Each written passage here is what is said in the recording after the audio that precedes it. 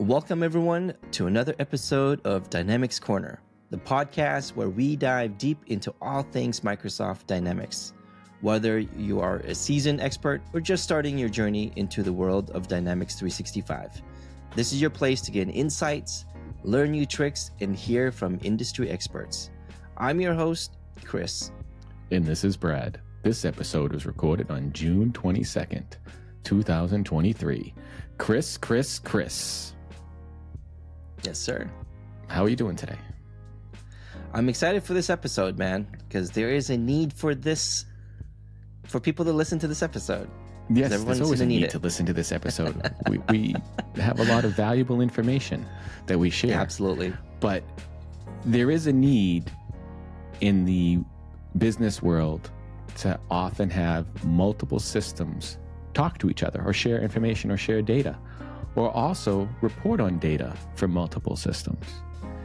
So there's always a question when it comes to an integration: how do we do it? What do we do? How do we manage our data? With us today, we had Martin Olsen from eOne Solution to talk to us about his Smart Connect and PopDoc product.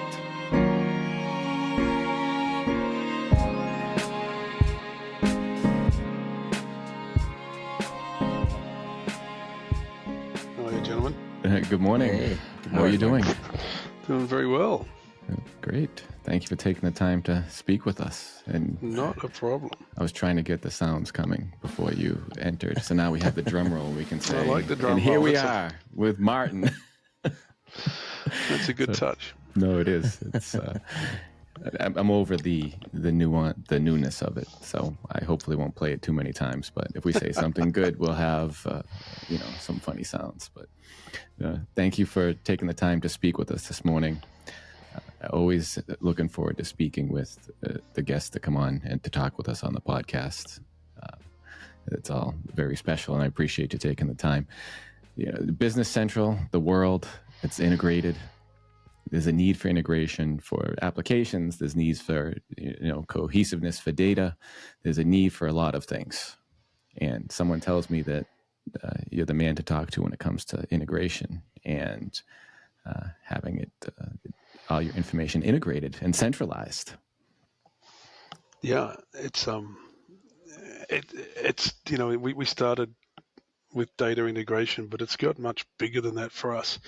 As the world's gone cloud, and the way companies buy software has changed, and that is, if you imagine you guys now and you needed a time tracking timesheet tool for your team, a growing team, where do you go? You don't call your ERP provider for that. You go to Google and you say, hey, I need a time tracking timesheet system, and you find one. In fact, you find probably 50 of them, and you sign up for a trial.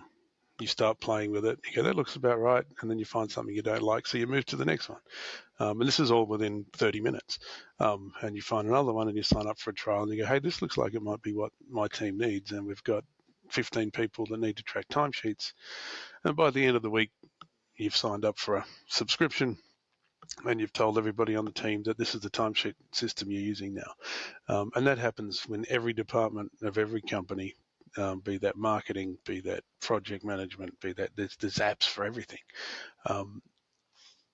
And then that company ends up with 15 apps, and they're all amazing. They're all best of breed. They're coming out of software companies that have got VCs behind them and venture capital, and they've got $10 million to write the world's best timesheet app.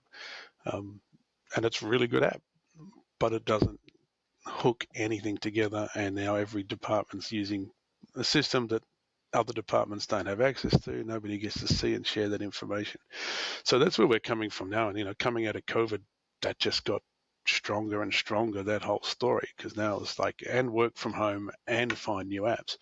So we've set ourselves on the mission to take our last 20 years of experience in data and data reporting and data integration, and bring all that together to try and solve that problem for companies to say, hey, all these apps need to talk to each other, but there's three different ways we see that they need to talk. One is sometimes you have to physically move the data. that's, the example is I picked up a new e-commerce engine for my website. Those orders need to end up somewhere. So you actually have to physically move that data back into your ERP or into your CRM or the warehouse, wherever you need that data to go. There's times when, the sales team needs to know what's happening in support. So they want to see all the tickets that are going on at the support center so they can be intelligent when they make phone calls to prospects or to existing customers. But they don't need to move the data; they just need to see it. Yeah. So we're taking the concept of, hey, let's integrate these apps together by displaying data at one end without actually moving it. So the world of APIs and iframes makes that possible. So we've taken that concept and put a framework around it to make it a non-developer experience to achieve that. So I want to embed this data from over here in this app inside this app over here so the right people see it. And that's really cool. And then the third part of bringing all this data together is reporting. So how do I have a single reporting experience across the 20 apps that I'm using? And again, APIs have allowed us to do it, so we can give them a simple way of saying, hey, I need data from these apps and the user experience is the same. Or I want to combine data from 4 different apps into one set of useful information. And so a tool will do that. So that's kind of the 3-angle attack we've taken. And it's, it's somewhat fortuitous that 20 years of experience at reporting, at accessing data, at working with mid-market companies, we mushed all that together to come up with our current mission, which is really fun. You covered so much that we can unpack, but before we get into it, if you could take a moment to just briefly, introduce yourself and explain a little bit about what you do, where you work, and then we can talk. As you were speaking, a lot of points came to my mind, and you hit on a lot of key areas within businesses today that I think we can take a deep dive you can into. Probably guess I get a little excited about some of this stuff. You get excited. We get excited about this too, and I'm doing my best to sit back and let you finish, because all of what you're saying is something I deal with on a daily basis. Yep. Yeah. And so you're backtracking a little bit. It all came from I graduated from college and turned out I did a business degree and ended up as an accountant, and I was a terrible accountant. And so I had to get out of that. So a few years in, and I jumped into a ERP GP implementation company on the help desk. So I started taking help desk calls and turned myself into a consultant, and then quickly turned myself into a pre-sales engineer. And at the end of that, decided we should start a company. So I met my then business partner, or my current business partner. That was 21 years ago. We launched that on our own, implementing Great Plains. We quickly realized that we had to differentiate ourselves. We were a startup in a crowded Sydney market. And so to differentiate ourselves, we started writing product and IP that worked well. We grew that business rapidly, and then Microsoft came along and liked what we'd built. So we ended up with OEM deals on a couple of our products around Great Plains, which grew and grew. We then realized that there's a lot more money and joy in writing product and being an ISV than there was in selling services by the hour and trying to make money that way. So we sold our implementation practice, went from 40 people back to 5, and concentrated 100% on ISV, and now we're back to 55. So always information. You're giving so much information I want to unpack. It's a lot there. Even the conversation of being able to scale with selling services versus selling products, because time is finite. That's one thing that I think a lot of companies may or may not realize, is how finite time is, and your scalability with time is only determined by the number of resources that you have, or the machines that you have that can process and work time, where products you can distribute and use everywhere. I talk to my kids about that, who are just venturing into college, and I say, get your degree, but you want to find a way to sell other things than time. I love how you shifted your focus and, just going with just doing products. That must have been a big decision to make, of dropping the services and say, hey, let's go back and just do this. Yep. Yeah, it was, but it made a lot of sense. We were getting a lot of traction. We were signing a lot of partners, and we're fairly niche space back then in the GP land, so we didn't have a lot of competitors doing what we were doing. So it went well. No, that's great. And now, when you first started speaking, you hit something, and I see it often. And basically, it's use the right tool for the right job. Oftentimes, a lot of organizations or businesses try to cram everything into one system, whereas today, with tools such as Smart Connect and PopDoc, which we'll talk about, you can integrate and have modular systems. So you have systems, you referenced the time entry system, where you have a time entry system that does time entry really well, right? Because that's what it focuses on. That's what it is. It's Correct. not trying to be ERP, accounting, finance, inventory, costing, and time. It's time control. Yep. So trying to cram everything into one system often doesn't work. It's almost the equivalent of, the square peg and the round hole type philosophy, where it... Yeah, I mean, if, you go back to the early, 2000s and, the last 20 years, really, I was implementing ERP, and we'd try and tick every box on an RFP. They wanted field service. Oh, yep, we do that. They wanted manufacturing. Yeah, we do that.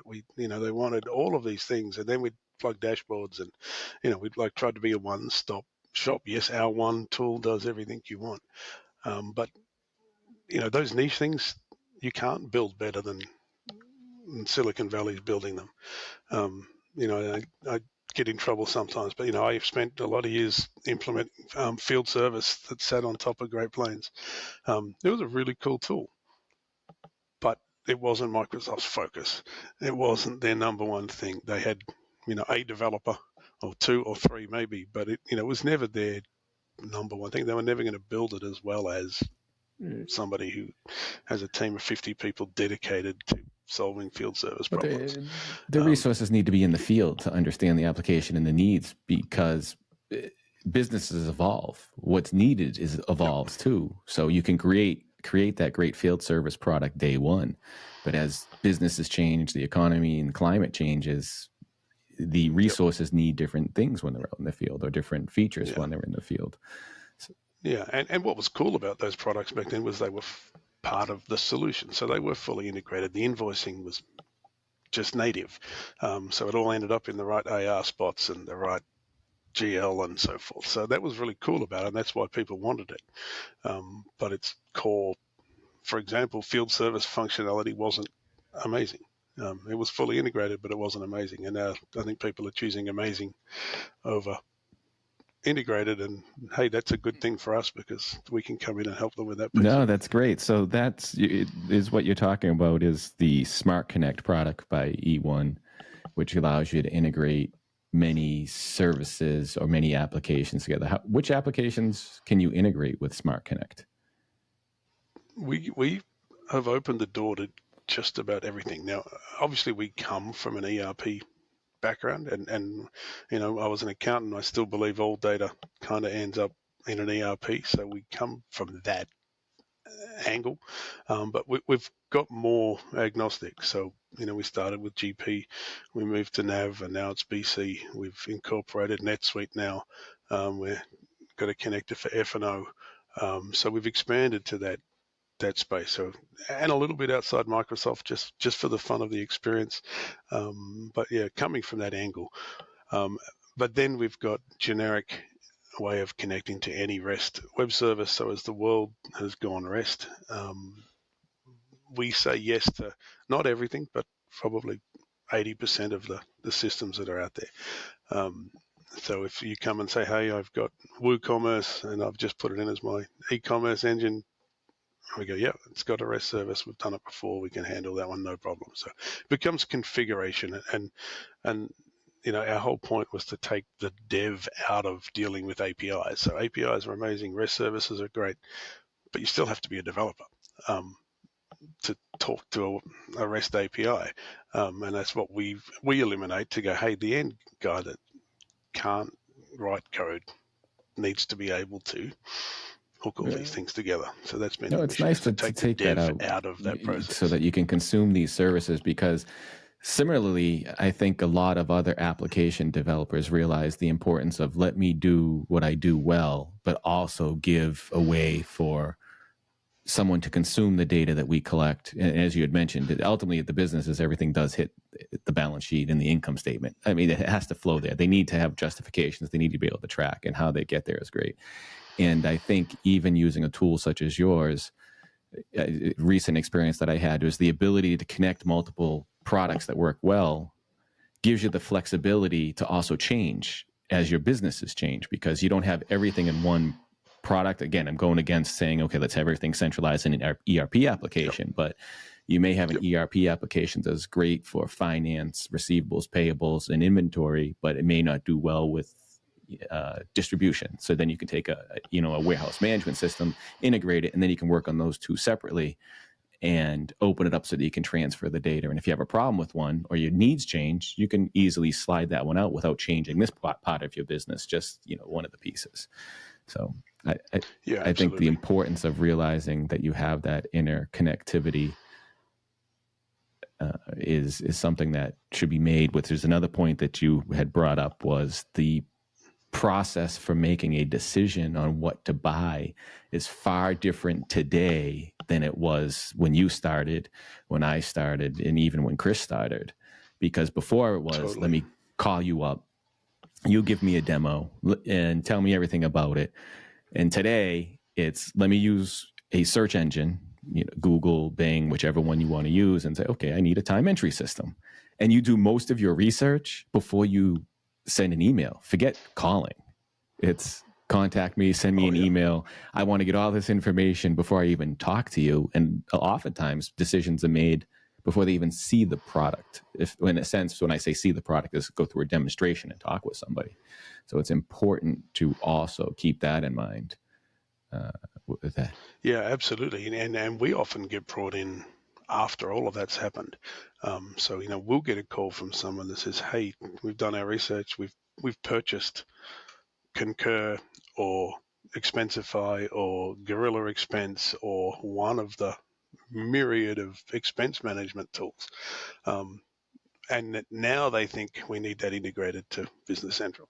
And so we're the afterthought to come and make this work for us. And so it's, we're long after the fact, but they've made the decision, they've purchased it, they've probably run it for a month and then realized that they don't want to key all this data in somewhere. So we then get that call to, hey, we've got this, can you hook it up and make it work? So it's just that buying process is very different. And oftentimes the last thing they think about is calling their ERP partner.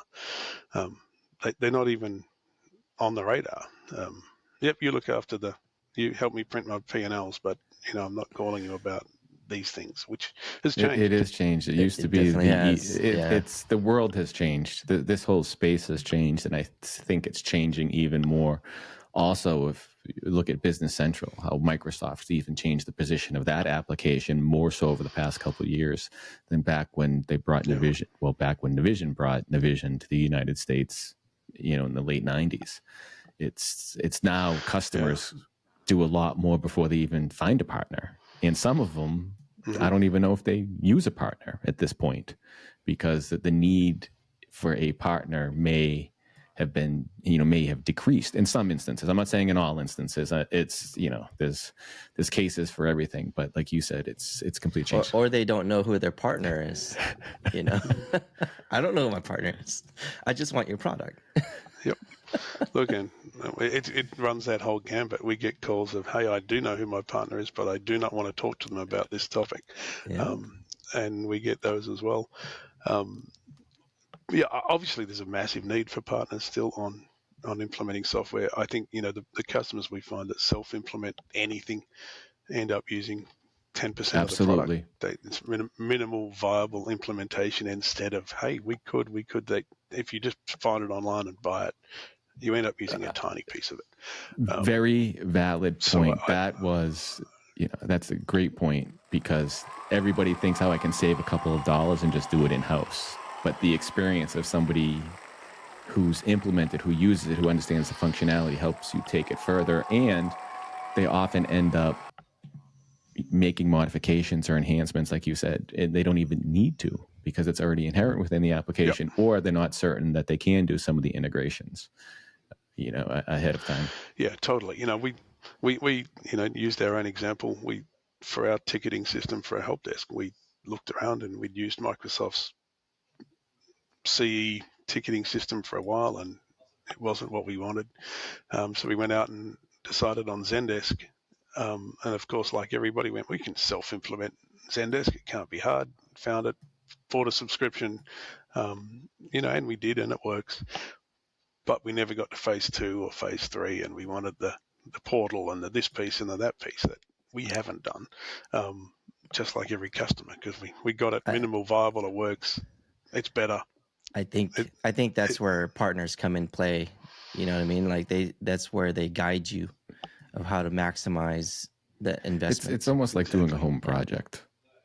I can replace the floor in my house easily, but I'll do it at nights. I'll do it on the weekends, because again, if you're self-implementing, if you don't dedicate the internal costs, I may get it done in a couple months, and I may get it done okay. Whereas if I could hire someone to come in and do it, it may cost me more up front, but they'll come in and get it done in 1 to 2 days, and it's their job. So they will get it done, and they have the experience and the tips and tricks. And most importantly, they own all the tools to do the job. Whereas you make 7 trips to Home Depot, and you spend a bunch of money on tools that you're never going to need again. But did you watch me do my floor? You buy one time to finish. I have all these fancy tools. Now I'll probably never use them again. I should. Now I understand why Home Depot has such a vast rental program. I think we're off track, but it's a good analogy. And all of that conversation on partners is, and I think it's a big gap in the market is, we've said the buying process has changed. People are ending up with these apps. And so my question then is, who from an IT software provider takes the role of bringing it all together? Because there's not really there's no number to call to go, hey, I bought 7 apps. I want them all working as one system and sharing data and have my team working together.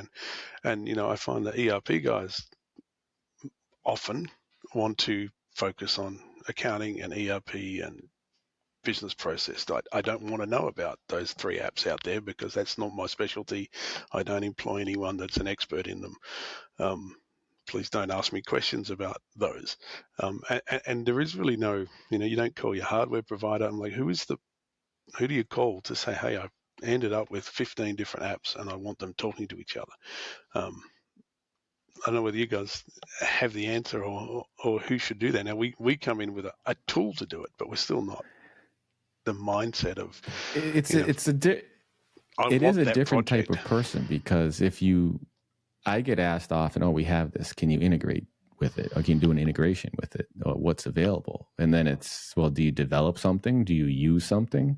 Because then if you create something, now you have to maintain it. Now you have to carry it. Whereas if you use something, then whomever, in your case, you own the Smart Connect, for example, you would maintain it, you would enhance it as these services change, as technology changes. So it is difficult. And then you need someone who can understand and bridge the gap between how do we integrate these two, which goes back with Smart Connect, you had mentioned you take the development out of it. How do you configure it to use with a Business Central implementation, for example? What would the process be from a non-development point of view? And if we had to do development, would we do it on the ERP side or the time entry side if we were integrating with the time entry system? Yeah, well, Smart Connect sits in between. You simply configure the connectors on each end. So for BC, we simply say, hey, give us your tenant ID and your correct authentications and passwords. And so we're then exposing all of the services, all the web services that are available. So you can then use that to hit those. We grab all the metadata and display it to the end user to say, hey, this is where you can write data to and pull data from. So that becomes a purely set up your credentials, and then you've got to build it from there. The same on the time entry end, it's an API, so you give it the API credentials that connects you, and then we expose all the endpoints and all the metadata and all the options to users. And then you simply say, hey, I want to take a timesheet here and create an invoice over there. And it's a drag and drop mapping process to say, hey, I need hours times rates equals X, create a line on an invoice over on the other system. Is there any business logic that you can put in within Smart Connect, or does the business logic reside in either of the systems? We can build a lot of it into Smart Connect. So we can run tasks before we run an integration to check something. We can convert data on the fly. So, in the timesheet system, things, might be called, one of the examples I always use is territories. So in one system, you might have 5 territories for timesheet entry, but in your ERP, you've got 25 territories. So one might be south, east, west, and north. The other guys have got north, west for other reporting purposes. So we would then translate that on the fly to go, okay, you gave me this number, but it really should be this over there. So we do all that on the fly. You can embed code inside that integration to do all sorts of fun things. So, a lot of it is, hey, you've passed me a value, but you gave me the name.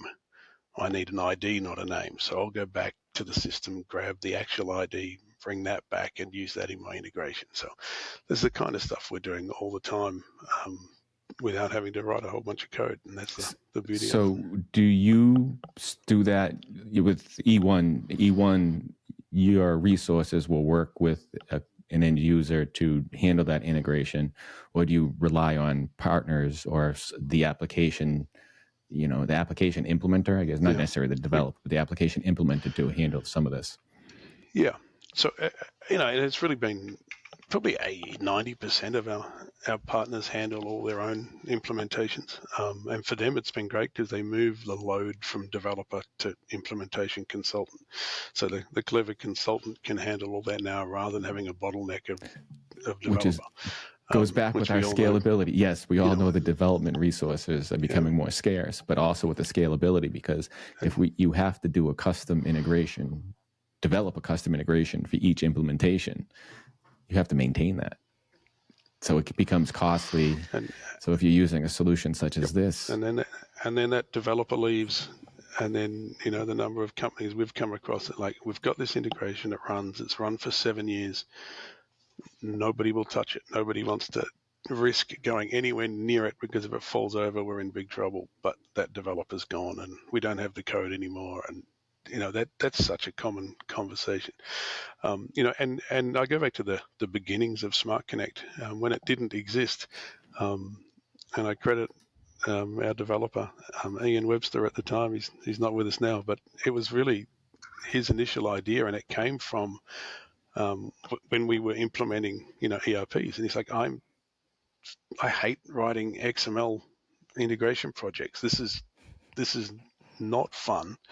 I'm a clever developer, and you just keep giving me these XML projects where you got to import via the API. And I'm like, well, come up with a better solution. And that's kind of where it evolved from. So it was a developer going, this is not, I can write really cool stuff.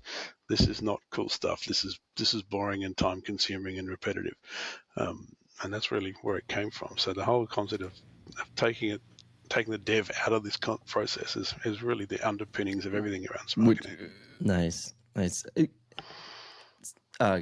Sorry, but I'm curious, Martin. You came from the GP space, and as we all know, there's been a shift from GP to Business Central. One of the common things that we get asked is, how do you migrate? And your product has come up several times in those conversations. So which product that they would use to migrate data? And in your experience, how easy is it? Or is it easy to migrate GP to Business Central? There's 2 answers to that. for physically moving the data. Smart Connect is the tool.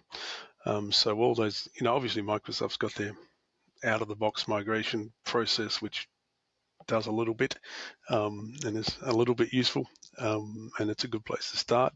But there's a lot of things that it doesn't do, so that's where Smart Connect kicks in to go, hey, we need to physically move this data. Now, mapping it into a new system is always difficult, and we kept finding the difficulty. So, if you're re-implementing from GP into BC, the first thing you do is go, well, we put GP in 15 years ago. It's time to get a new chart of accounts. And not only that, the concept of the two charts between the two systems is very different. GP didn't have dimensions, BC does.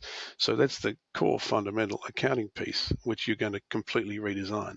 So then say we've redesigned the core part of the whole business accounting process, and can you please move all the data into that new format? Like, well, it doesn't really work. You didn't have dimensions, you now do. What are you going to do? So that gets really messy. So that's kind of where we still use Smart Connect for moving a bunch of data.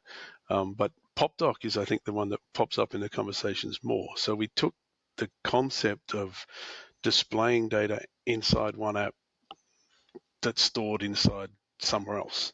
And we're taking that to the historical data now to say, let's grab legacy data, in this case, Great Plains data, and display it inside Business Central like it's Business Central data without actually moving it. So it resides somewhere. We then went, well, look, we don't want to really leave it in a GP environment because that's on-premise. You've got to maintain a SQL server. You've got to maintain some sort of licensing. So we used our tools then to build a tool that would move bulk data, be that a set of tables or an entire database, into a data lake. So you tick some buttons and it takes all of GP data and puts it into the data lake. And then we use PopDoc, which sits embedded inside Business Central to look at that data. And so people can search it, query it, pull records up, but it's not actually searching BC. It's looking into the data lake to grab that data. The beauty then is, as I said, PopDoc is a tool that will also merge data. So those lists can combine BC data and GP data in one list, and you can search and find and go, hey, that you don't have to remember, well, that was that invoice was pre-moving to BC. We've got to go and look here for that or look there for that. We give them one place to look. So yeah, we've spent a lot of time and energy building that out. It's really the core concept of PopDoc, which was accessing data and displaying it, but we've applied that it is to a great concept. And I think a lot of upgrades or conversions or whatever you'd want to call them overlook that, because I see many implementations where they spend so much time trying to squeeze all that legacy data into their new system. And like you had mentioned, there's mappings, there's transformations. Now, how do we validate that all the data is there? When oftentimes some of that legacy data is for historical reference. How often do you really need to analyze the data from 10 years ago? So why are you going to spend hours and hours to do it, where having a data warehouse or having something like PopDoc where you can have a homogeneous view within your ERP application to see the data that eventually is going to fall off, and it can stay in its native form where somebody may understand it and they don't have to go, oh, this used to be called this. It's something that sounds so obvious and trivial, but I encounter oftentimes where there's a struggle of, can you move all my data into this system? And it's a really interesting one because, for forever, we've all said no to that question. When somebody comes and says, hey, I was using Sage, or I'm moving off NetSuite and I want to go to BC, we'd have said, no, we're not moving all your historical data. You're going to a new system. We'll bring in, the opening balances. We'll get you started. Any open invoices, we'll get you going. But there's something about Microsoft to Microsoft that's changed that expectation. So I'm going from Solomon, or I'm going from GP to BC. Well, the two Microsoft products, I should keep all my old data. There's this new expectation that I'm not really changing systems, so why doesn't it all just flow? So I think a lot of partners have then tried, as you said, to mash all that data in, where for 20 years they said no, but for some reason now they're saying, okay, we'll try it. But more and more, I think we've got a lot of partners on board now with this concept of virtually migrating it, giving them access without trying to force it into these tables. And that's working a treat. And not only just GP to BC, they're now using it for QuickBooks to BC. They're using it from Solomon to F&O.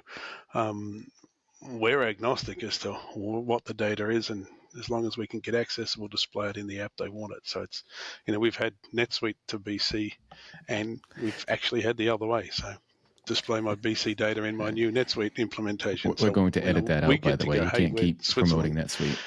Just to let you know. No, I'm just kidding. With PopDoc, does PopDoc, and it's the similar question with Smart Connect. Does PopDoc work with on-prem and online versions of Business Central? In Smart Connect, you can work with. And how far back can you go? How far back within the life cycle of the product? Does it work with NAV 2018, or is there an earlier version of BC? Yeah, it goes back before NAV 2018. I don't know all the numbers off the top of my head, but we go right back. Ever since there's been web services available. And they're both online products. So they're both online products. With Smart Connect, we have maintained a version of an on-premise product.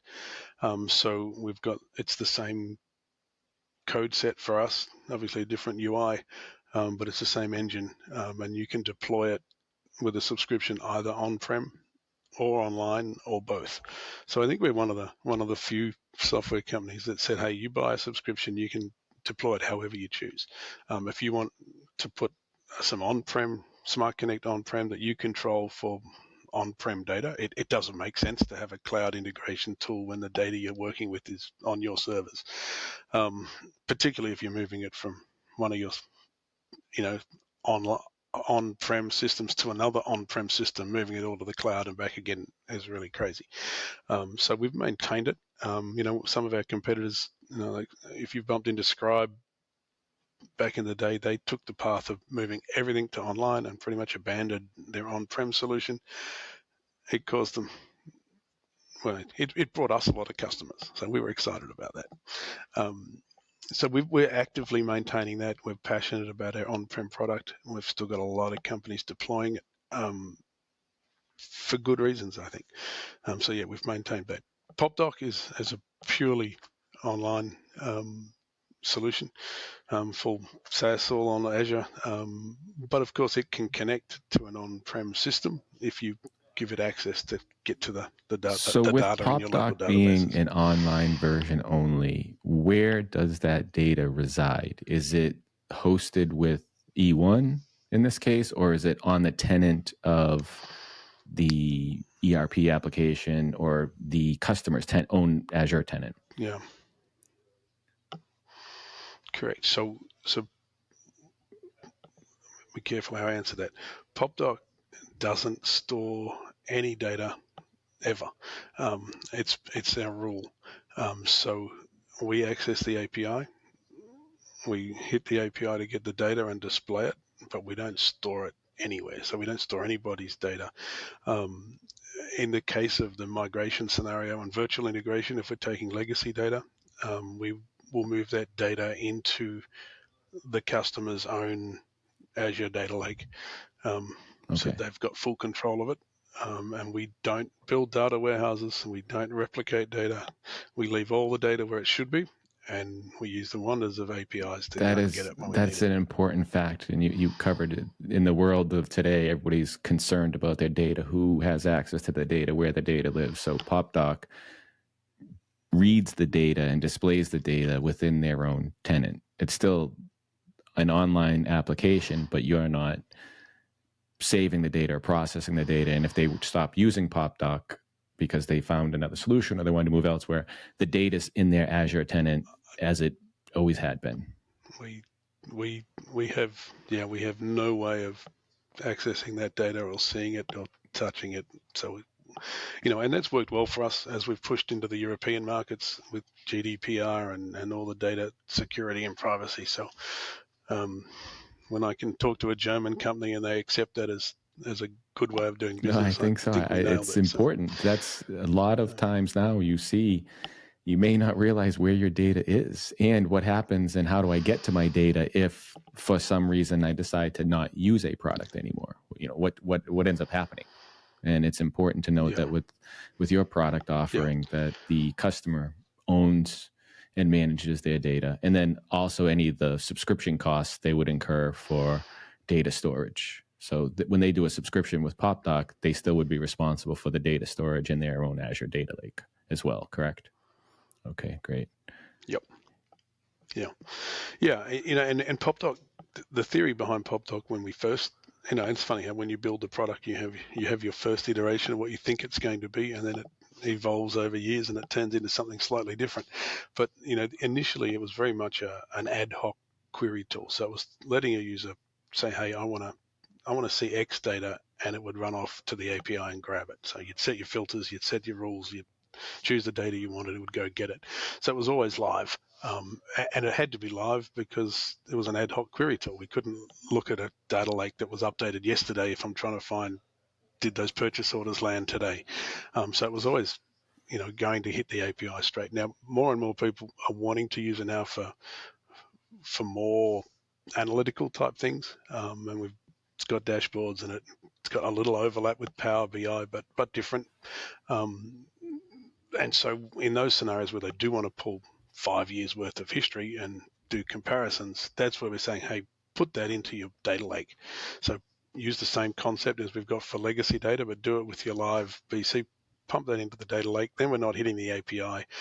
We're not dragging Microsoft servers down because we're doing massive hits on web services. And then we'll mash together what's in the data lake from last month and the previous 5 years with this month's data, and we'll hit those and pull it back. So, no, it is. Live data it really is important. With Smart Connect and PopDoc, Smart Connect to me it can be used. You talked about conversions. It could be used to move data for an integration. It could be used for a conversion or a number of other reasons. How is it licensed? Is it licensed by user? Is it licensed by volume of data? Is it just a fee per month? How is Smart Connect licensed? And PopDoc, the same question. Yep. Yeah, but both are a fee per month. There's 3 tiers. There's a basic and a business and an enterprise. So there's functionality gaps between those 3. And once you own it, you can build as much as you like. So there's a number of systems you can connect to, but we're fairly generous with that. And yeah, you get to just keep building. So there's no user count. We're not trying to nickel and dime on that. I think we give you 5 different systems to connect to with the business, the middle tier product. It works for most people. Those that want to connect 15 different things, then they end up in the enterprise bucket. So pretty simple. That's unheard of in the world of Microsoft. It's something I'm passionate about simple pricing.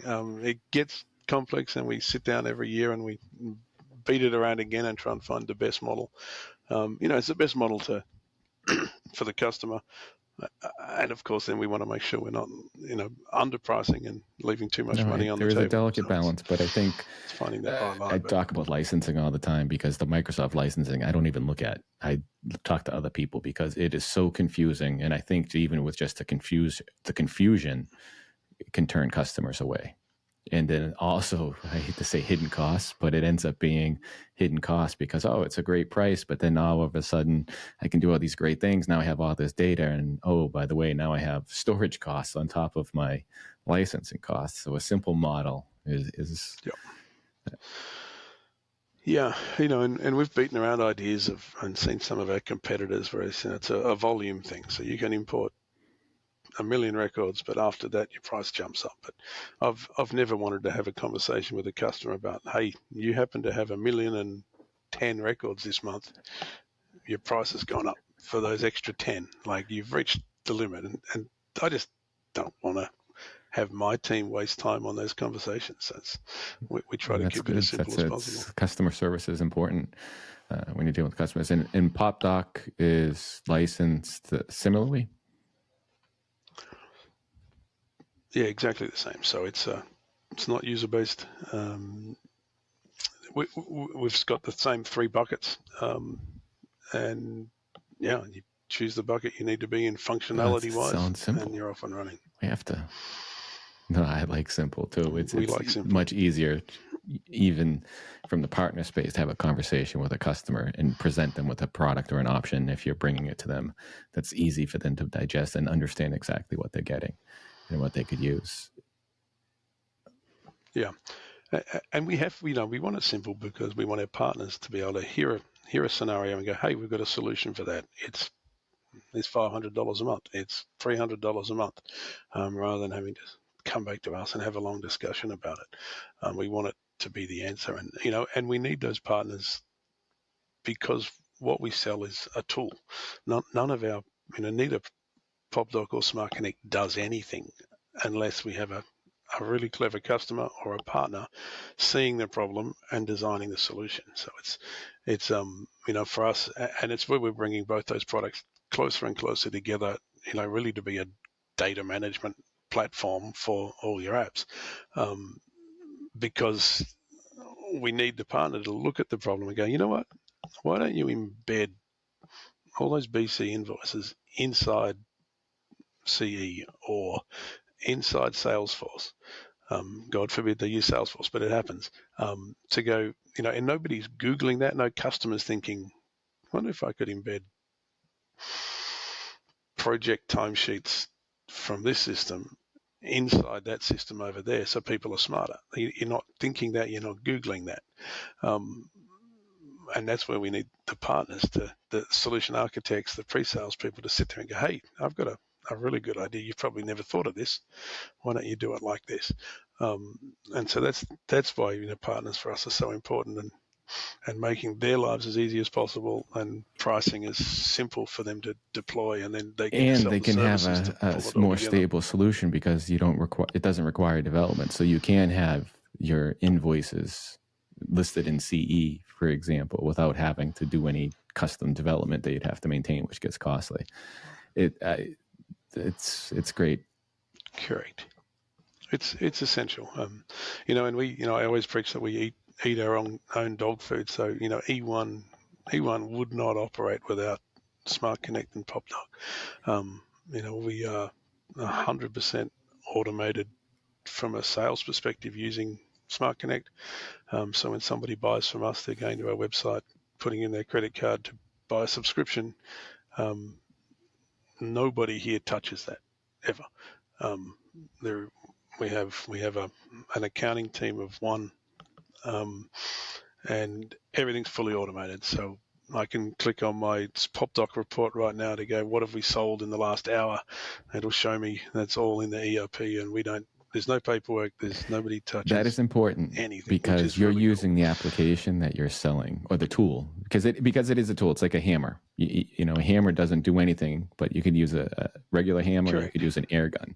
It's the right tool for the job, but you still need somebody to choose the right tool and use the right tool to get the job done properly. But using what you sell to me means a lot because you also get to understand the use of it internally and can enhance it. And I often ask people, what do you use? If they're trying to sell me something, and if they're using something completely different and they're in the same space, it doesn't make sense. Like, why are you using something that's a competitor to what you have? And you're trying to sell it to me. If it's not good enough for you, why is it good enough for me? It's my PopDoc team, often still blame me for being the heaviest user of PopDoc.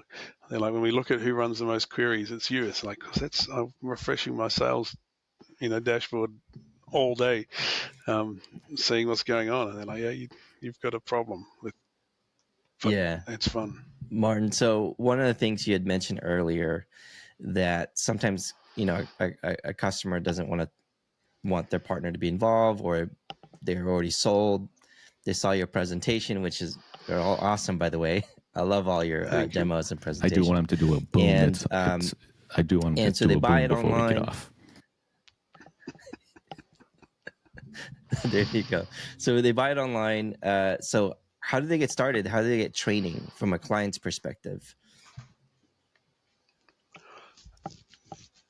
So you're saying if a customer comes and buys direct and they don't have a partner involved? Yes. Is that the scenario? Yes. Yeah, for the longest time, we kind of went, hey, here's the product and the manual. Best of luck.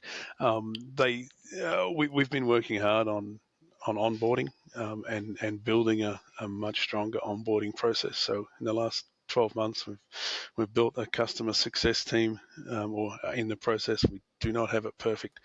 And so, yeah, they will engage with them and talk through next steps. We'll get them started, get them connecting to some systems so they can see data quickly. So, yeah, we go through that exercise. We encourage a partner. If we can bring a partner in, we certainly will. We want to work through partners because they keep selling our products, so we'll try and bring them in.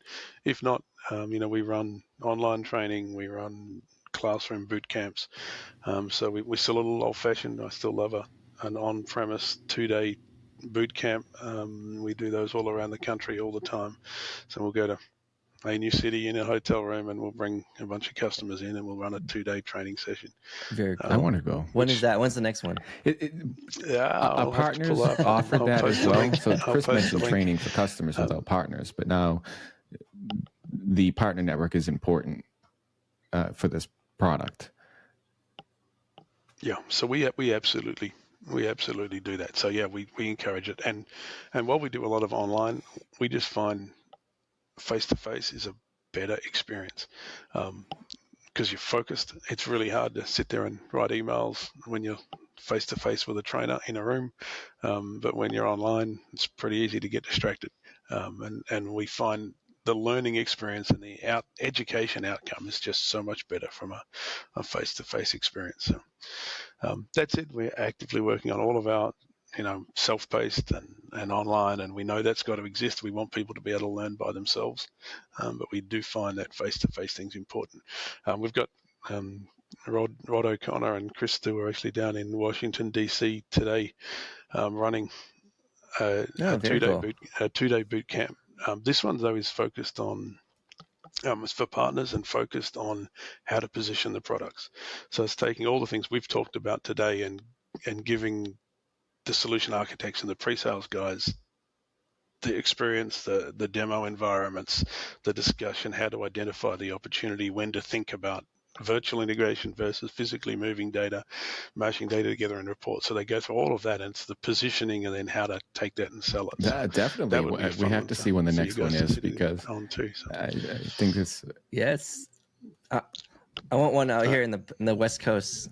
All right, we'll tee it up. So we've done a bunch of those recently, and it came up at the end of last year. I was sitting with a partner in London, and I'm like, I just don't think you guys have grasped what these products can do, what the tools can help you achieve. They'd kind of got their mindset on that migration piece. Okay, I've heard PopDoc's good for migrating GP to BC. So that's kind of what they'd taken away.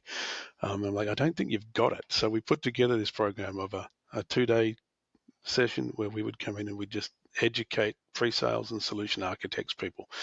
So we ended up, I pulled it together in about a month, and we got these schedules running. So the guys, did London, Manchester, Copenhagen, and then we came here and did one in Vegas. And now we're in Washington, and we've got more planned. So it's from not existing in November to now we've completed 7 or 8 of these pre-sales sessions, and we limit it to about 10 people. So it's an intimate experience. The guys, we make it free, so partners just get to come. As long as they can get there, we take them out for dinner, and they all like to have a drink, and we fund it. We fund it all whiskey, and make it a really fun experience. Definitely, I'm coming. Come up to the Northeast, and we'll have a whiskey or two with some bourbon. You had mentioned London. We'll make it happen. So the software industry, ERP industry, is a global market. Your U.S. based. What do you have for international locations, or what locations do you have within the United States to offer support to partners or customers in the global space? Yeah. Well, obviously we started out of Australia, so I still have, our core Smart Connect development team is based I'll in go Sydney. there if you fund it. I've always wanted to go to Australia. It's a good spot. So that's good from a time zone perspective. Our core hub here in Fargo, North Dakota. So we're 25. Actually, I think I just put new desks in. I think we might be 30 people here, or knocking on 30 when everybody comes into the office. Here we've got the PopDoc dev team is built around Andrew, who's been with us for 20 years and built all our GP things, and he's now the brains behind PopDoc. They're down in Austin, in Texas. So we've got a group down there, and we've now got an office in Copenhagen. So we're spending more time over there. So from a global, we've got people in most time zones. Makes it really difficult for us to have a team meeting with everybody on it, because it's really, really difficult. So yeah, we've got software in, I think, 56 different countries that people have implemented.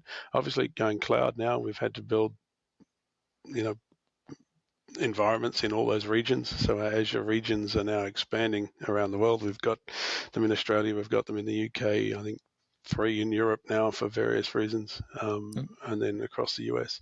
So yeah, when you go and purchase, while you're purchasing our SaaS PopDoc, you could be on any one of those machines, important, which is closest in this to you. space when you're making a decision. We're talking about the purchasing. Purchasing decision is different, but with this online, where is it, and how can I get support if I get support? Because if I'm across the globe and I have to wait for hours between, I see oftentimes, you can only call between such and such time and such time. It's like, I'll be sleeping. I have to stay up all night long and nobody's here to work with it. What do I do? But 56 countries, that's impressive. That is impressive to have implementations in 56 countries. Yeah. Do you have multiple languages, or is it all in English? We have one language, well, 2, Australian and American. But yeah, no. And in business, it tends to work. Obviously, the data we display and move, it's data, and it can be in any language. It's agnostic, but our tools. No, that's great. Well, Martin, thank you very much for taking the time to speak with us today about yourself, about Smart Connect, and about PopDoc.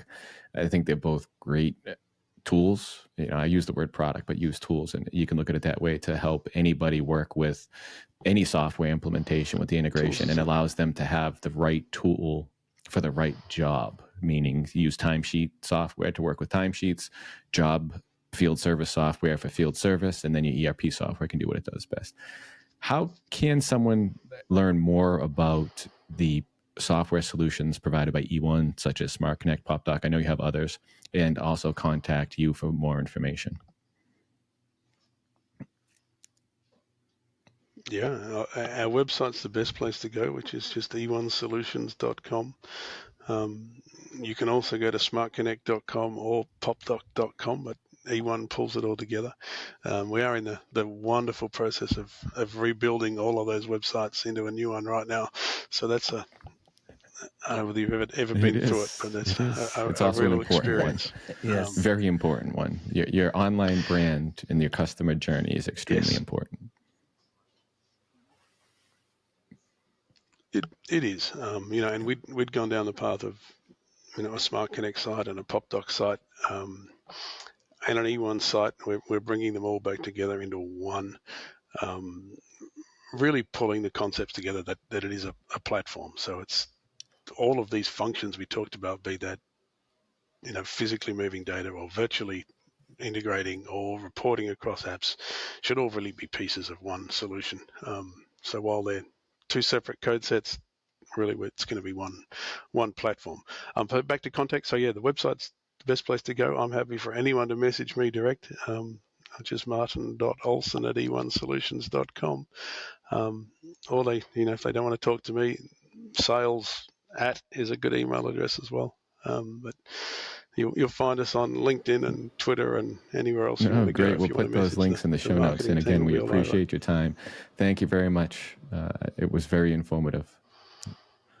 All right. Thank you. All right. Brad, Chris, it's been an absolute pleasure. Thanks, Martin. Thanks, guys. All right. Thank you, Chris, for your time for another episode of In the Dynamics Corner Chair. And thank you to our guests for participating. Thank you, Brad, for your time. It is a wonderful episode of Dynamics Corner Chair. I would also like to thank our guests for joining us. Thank you for all of our listeners tuning in as well. You can find Brad at developerlife.com.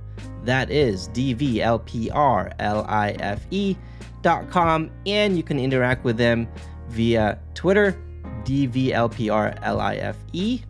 You can also find me at matalino.io, MATALINO.io. And my Twitter handle is matalino16. And you can see those links down below in the show notes. Again, thank you, everyone. Thank you, and take care.